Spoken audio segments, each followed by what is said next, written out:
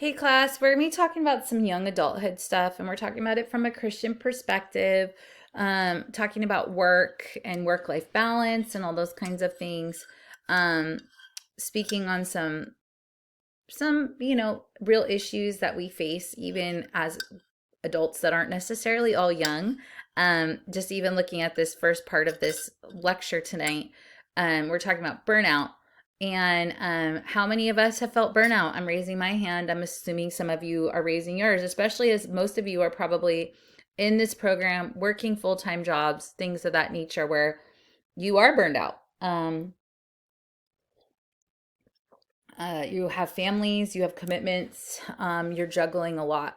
I understand that very much. And so, burnout is defined as a prolonged response to chronic emotional and interpersonal stressors on the job. Emotional exhaustion occurs when an individual feels overextended both emotionally and physically.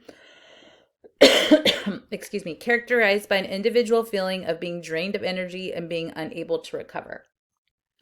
Um, we see this on a regular basis. You will see this a lot in your practice, wherever that may be, especially if you're working with adults. You will see this in your personal life with people that you love and you know, maybe a partner. And I think sometimes when people are feeling this way, they can become cynical, they can become negative, they can view their work in a not a positive way. Um, it's a way to kind of make light of a hard situation. And maybe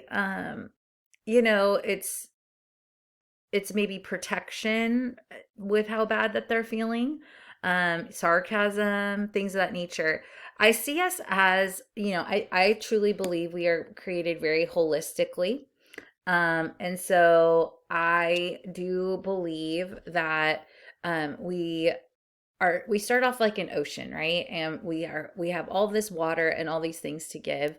But when we keep pouring out and pouring out, our ocean goes from ocean to lake to stream, or I should say river to stream, and then we're in this desert place. And um when we're in the desert place, it is harder to pour out because there's not a lot of water.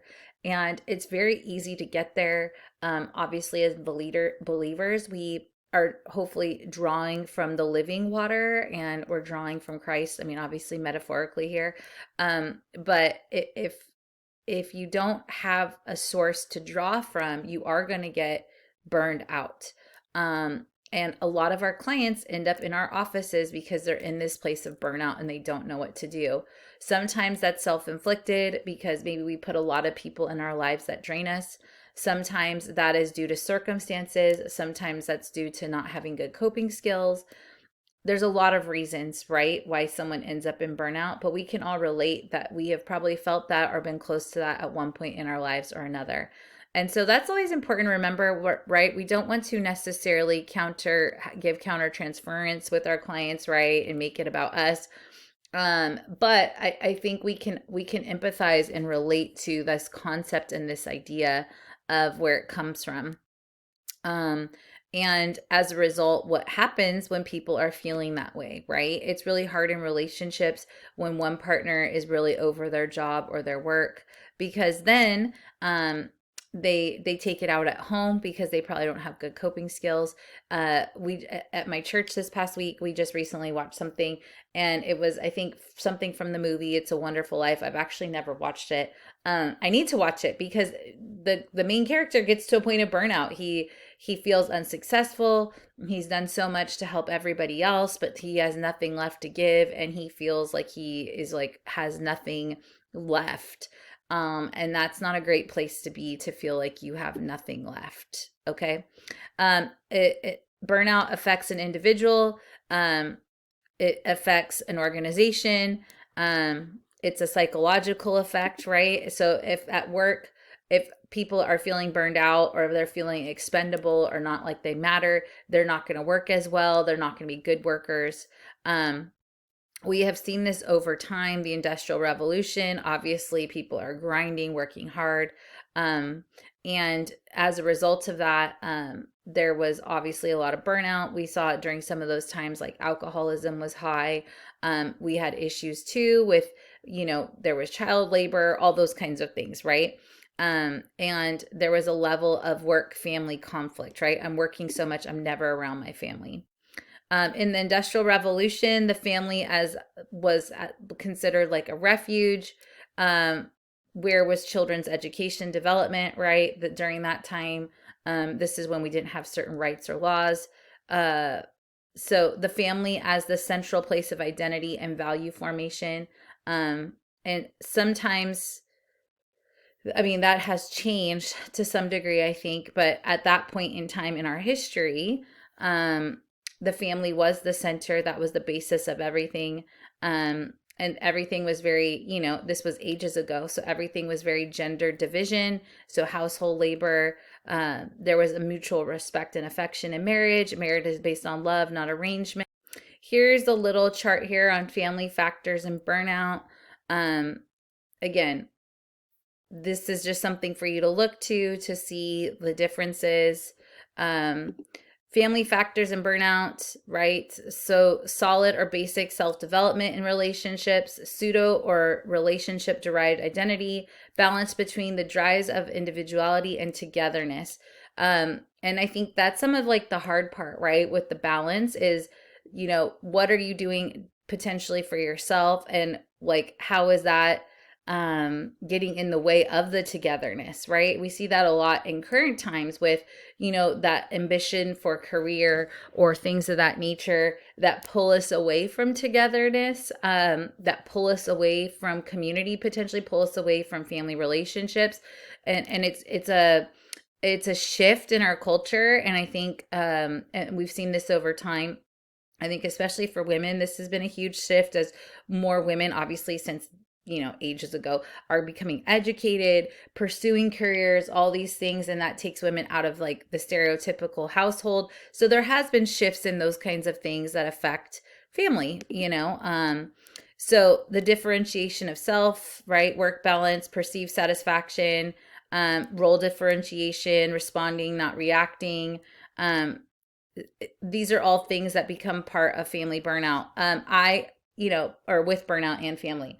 I would say when I am very overwhelmed, I have less capacity to manage a lot of the feelings that are in my house because I have 5 children. And so when I'm thinking of all the things I have to do for work, when I think of all the things I need to do at home, or all the things that are being asked of me, especially as we look at this time of year, with kids' performances and random get-togethers and all good things. I'm not saying any of them are bad, but it's just the balance of it all. It is hard. It seems like, the person that has the sticks and the plates are spinning at the top, it's like you can feel like it's a bit of a juggling act, right?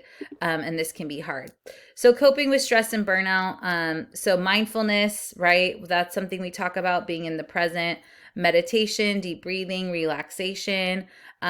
Obviously from a spiritual perspective, it's, I think, prayer, being in God's word, I think trying to find purpose in what we're doing. I think a lot of people strive for purpose and trying to find purpose. And even if you don't necessarily like your work, which hopefully all of you are going to this or in this program because you're hoping you're really going to enjoy your work, which I hope that for you as well.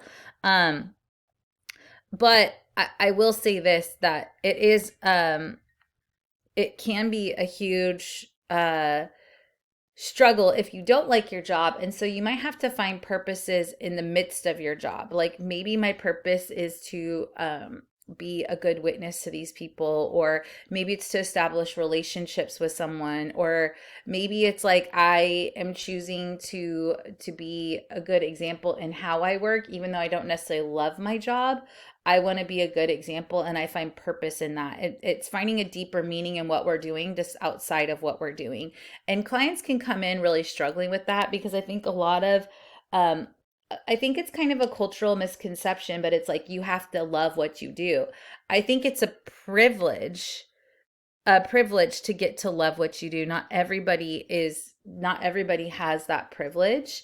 And so, when we look at like the Industrial Revolution, I'm not saying we need to go back that way, but like You just needed to work to live, right? Um, you needed to pay your bills, you need to put food on the table, all those things. So you needed to work.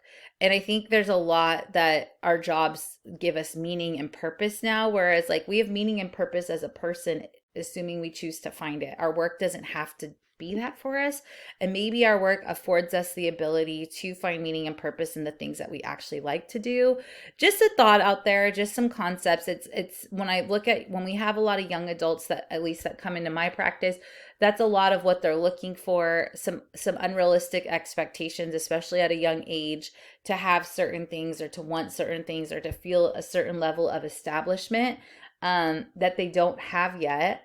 And feeling discouraged by that when it's like, well, people have that over time. It's not like they just got there, right? And so I think it's because we've turned into a generation where we're instant gratification. I want it now. I want answers now. I want the promotion now. I want the pay now. And I get it. Everything is very expensive. So some of those things are very realistic, but it's some of that pressure that is put in the workplace and like creates a level of dissatisfaction. Okay. So these are things that we will be teaching clients is how do we cope with these circumstances? What are our options? My new phrase that I really love, even for myself, is we choose what we do not change. And it's really harsh, but it's very true. And so I think it's a good challenge. Like we do choose what we don't want to change. And as hard as that is to say and to do, um, it's very true and very real. And so um, these are things that you will walk through with people, right?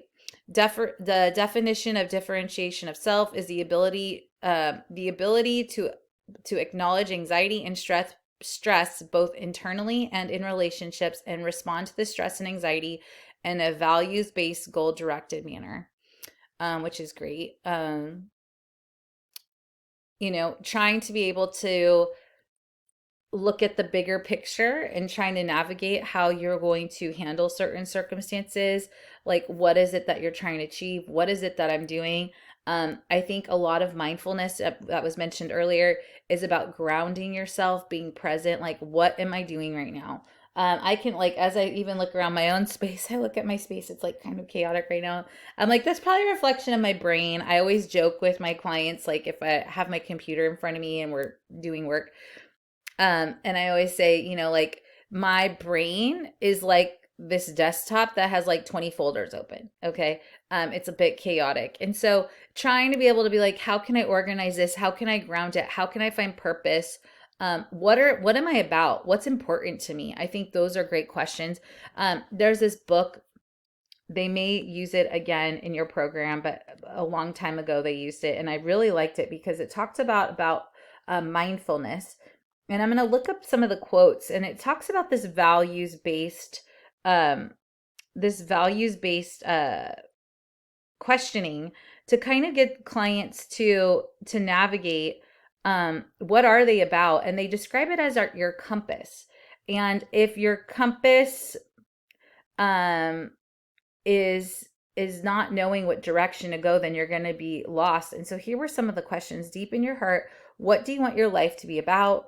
What do you want to stand for? What you want to do with your brief time on this planet, and what truly matters to you in the big pictures. Values are desired qualities of ongoing action. In other words, they describe how we want to behave on an ongoing basis. Clarifying values is an essential step in creating a meaningful life.